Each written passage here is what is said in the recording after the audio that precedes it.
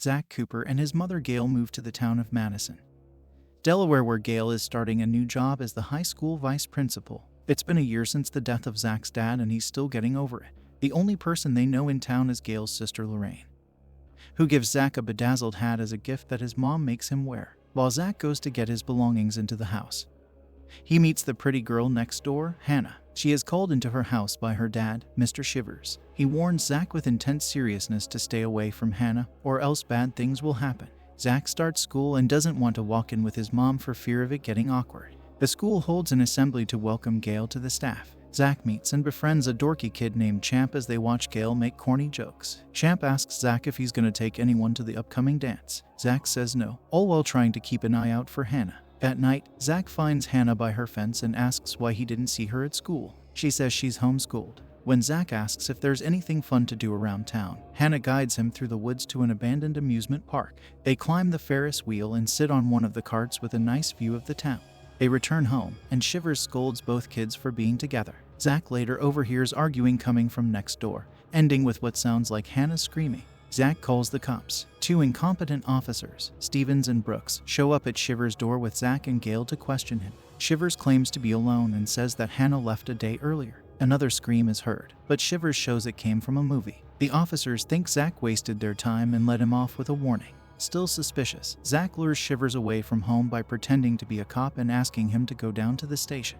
When Shivers leaves, Zach calls Champ to help him. They sneak into Shivers' home through the basement and go upstairs. There, they find an entire bookshelf filled with locked manuscripts of old Goosebumps stories. Zach finds the key and unlocks the abominable snowman of Pasadena. Hannah then shows up and asks with fear if they unlocked the book. Zach accidentally pulls the book open, bringing to life the massive abominable snowman. He nearly attacks the kids when Champ screams. Hannah grabs the book and chases after the snowman, with Zach and Champ following. They don't see that the manuscript for Night of the Living Dummy unlocks by itself. The kids follow the snowman to a skating rink where they find it feasting upon vending machine candy. The monster spots the kids as Hannah prepares to suck the snowman back into the book.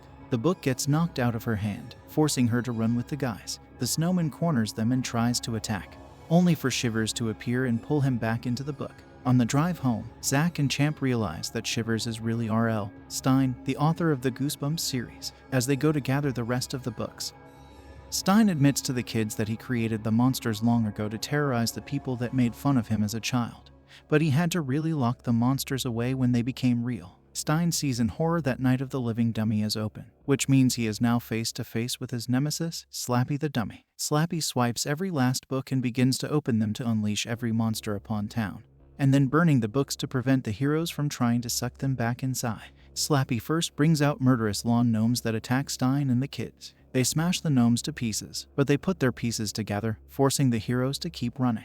Zach tells Stine to write another book and suck all the monsters back in, but Stine needs his own Smith Corona typewriter, which is at the high school while the dance is taking place. They can't call for help because Slappy used a plant monster to take down the cell phone towers. As they drive toward the school, the heroes are attacked by the Invisible Boy and then a giant praying mantis. Stine drives away and their car rolls over by the supermarket. The mantis crushes the car after the heroes retreat into the supermarket. Lurking in there is the werewolf of Fever Swamp.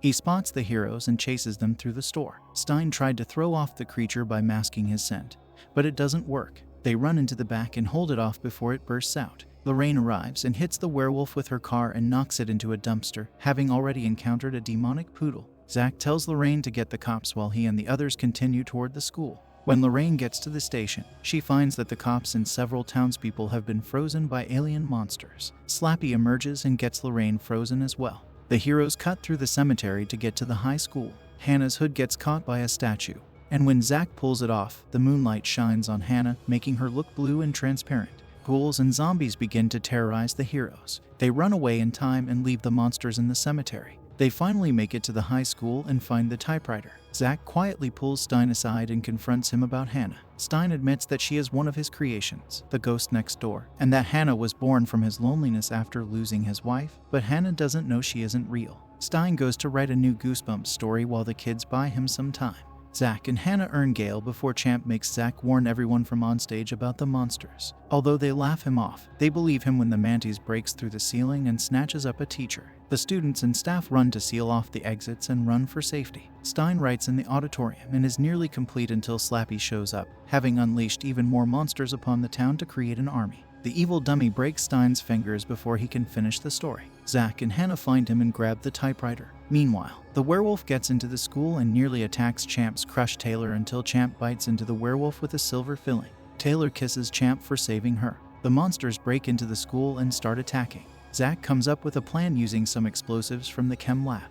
They use a dummy and a bus to lure the monsters away and have the bus blow up to distract them while Zach, Hannah, Champ, and Stine make it back to the amusement park. Slappy corners them in the House of Mirrors and chastises Stine for keeping him locked away in a book. He then unleashes one last monster, the blob that ate everyone. Stine gives the book pages and typewriter to Zach so he can finish the story. He climbs the Ferris wheel with Hannah and Champ while the blob grabs Stine. Zach finishes the book properly, but the mantis shows up and knocks the wheel loose, making it roll through the woods. The kids make it to an open spot where they can open the book. Zach hesitates because he knows it would mean Hannah will get pulled into the book as well. She also knows of her fate and opens the book for him, creating a portal that begins to pull all the monsters back into the book, one by one. Slappy holds onto Stine briefly until he kicks the dummy into the book. Zach holds onto Hannah as she turns into a ghost. Hannah tells him to let go and kisses him before she gets pulled in.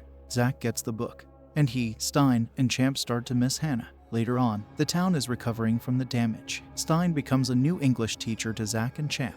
After class, Stine reveals to Zach he brought Hannah back to life by writing a new book for her. He then burns the manuscript so Hannah can never leave. She leaves with Zach. Stine then goes over to check on his typewriter. It then starts writing the Invisible Boy's revenge. The creature cackles as Stine screams.